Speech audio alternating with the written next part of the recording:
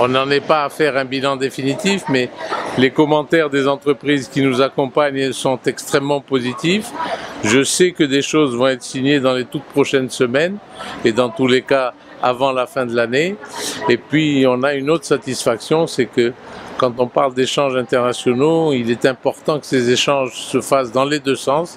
Et aujourd'hui, c'est le cas, puisque on a plusieurs contacts avec des entreprises marocaines qui souhaitent venir s'implanter en région Provence-Alpes-Côte d'Azur. Donc je dirais que les objectifs sont atteints.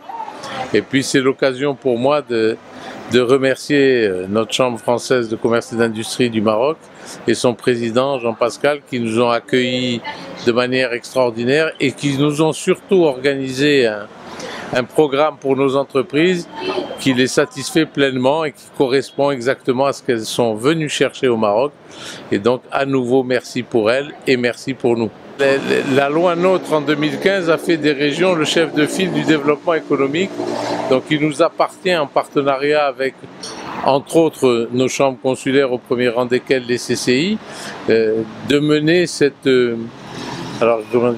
développement. Nous, en région Provence-Alpes-Côte d'Azur, avec le président Muselier, on a fait en sorte que le développement économique soit notre compétence majeure. Et nos relations internationales passent aussi par nos entreprises. Pas que, puisqu'on parle aussi de culture ou de formation universitaire, mais la base de cette relation, ça a toujours été le développement économique. Je pense qu'il est légitime que les régions accompagnent ce développement, en particulier avec nos agences de développement économique et d'attractivité. La nôtre s'appelle Rising Sud et c'est elle qui est le poisson pilote de nos entreprises.